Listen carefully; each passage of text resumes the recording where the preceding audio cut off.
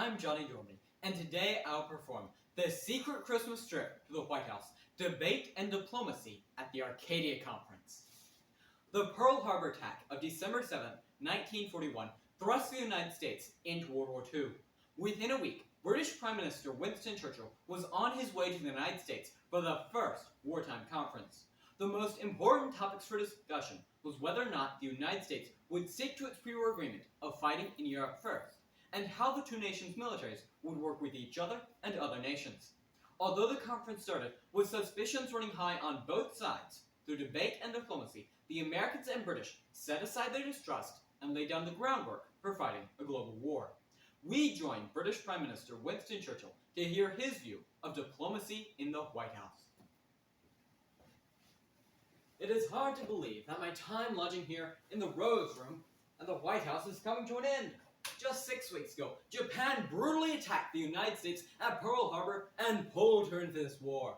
At the time, it seemed likely that the United States would go after Japan and forget her pre-war agreement to Great Britain of fighting in Europe first.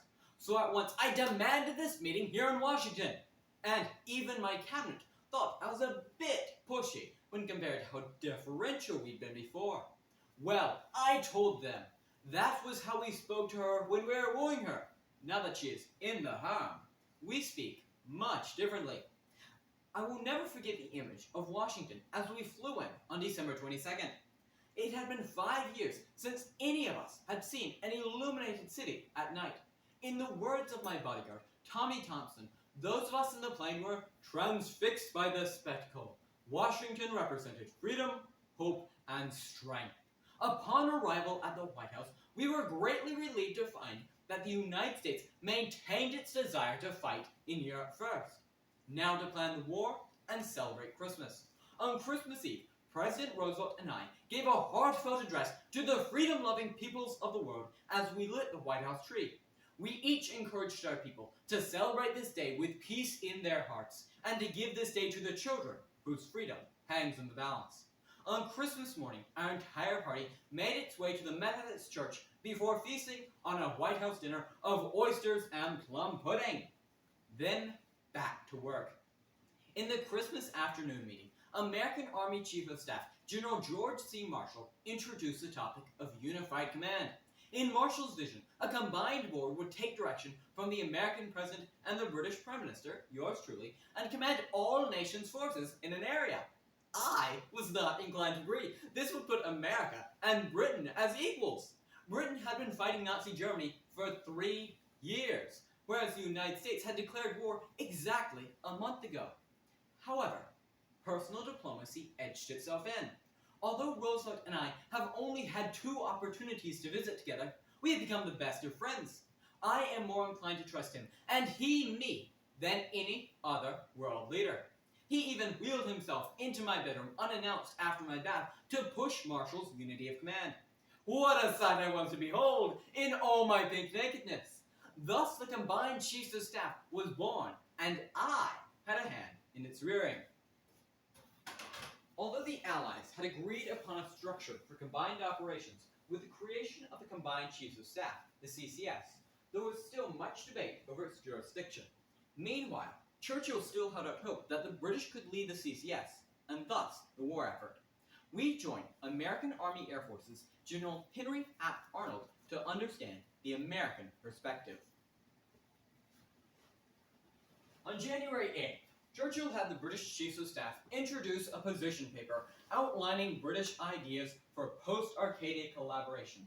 First, Churchill wanted a personal representative to have contacts with such authorities on the highest level as to be arranged with the President. In effect, Churchill wanted direct access to critical American military leaders, essentially bypassing the Combined Chiefs of Staff. Secondly, and more explosively, Churchill wanted there to be 2 combined allocation committees for the distribution of war materiel, one in London and one in Washington, both independent of the CCS. No, sir, these provisions were direct challenges to the hard-fought concept of the CCS as the highest military planning body for the war. In General Marshall's vision, the Combined Chiefs of Staff would take overall political direction from the American President and the British Prime Minister. Meanwhile, it would set objectives for each theater, work with theater commanders, coordinate between theaters, and most importantly, oversee the distribution of war materiel. The British and American chiefs met to discuss Churchill's paper yesterday. We Americans were generally opposed to Churchill's personal representative. However, if the representative could be part of the British Embassy's military mission, then he could have contacts with critical American military leaders, but would be unable to interfere with the CCS. After we agreed on this point, the meeting moved on to the allocation committees. Here, General Marshall took a firm stand. He said he did not so much mind there being 2 allocation committees, but that they must be subordinate to the CCS. Many British jaws dropped. It was obvious that this issue would have to be solved between the President and the Prime Minister. When the American delegation met privately the next day, General Marshall told President Roosevelt his concerns about the allocation committees. Then General Marshall said that he would be unable to fulfill his role as the Army Chief of Staff unless the allocation committees were subordinate to the CCS. What could Roosevelt do? If he sided with the British, he would have to fire the man who had arguably done more to prepare the United States for war than anyone else. Roosevelt, the man who loved to dodge hard decisions, was forced to take a firm stand. When Roosevelt and Churchill met for the last meeting of the Arcadia Conference, Roosevelt proposed there be 2 allocation committees, one in London for raw materials to be independent of the CCS, and the Finished Products Board in Washington to be subordinate to the CCS. This compromise prevented Marshall from resigning and would hopefully appease the British. The ball was now entirely in Churchill's court. If he refused, all the diplomacy to date could go down the drain. The Anglo-American alliance could be fractured. So, with just hours before he was set to depart for England, what could Churchill do but agree? We join American Army General and later President of the United States, Dwight D. Eisenhower, to understand the long-term impact of the Arcadia Conference. The turning point in the debate over the jurisdiction of the CCS came when General Marshall threatened to resign. If Marshall had not taken his stand, Churchill's position paper might have carried the day. If so, the British could have meddled endlessly with the CCS and probably doomed that organization. We would have ended up like the cooperating allies of World War I, who suffered horrific losses because we lacked any clear international chain of command. Overall, the Arcadia Conference was a success. The British achieved their goal of having us Americans agree to fight in Europe first. Meanwhile, we achieved our objective of unifying the command. In the end, the Arcadia Conference was diplomacy at its finest, give and take on both sides, founded on the grounds of mutual respect. We did have our shortcomings. Although the 1st Theater Command failed in the Pacific, the lessons learned there proved essential to later Allied victories in the North African and European theaters.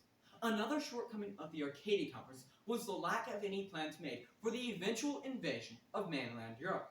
However, these failures pale in comparison to the successes of the CCS and later theater commands. Unfortunately, the debate over unity of command came up again when planning the Normandy invasion. I, like General Marshall at the Arcadia Conference, threatened to resign unless unity of command was maintained. The North African, Sicilian, and Italian campaigns had proven unity of command to be vitally important. And again, it proved indispensable in the ultimate victory of our troops in the European theater.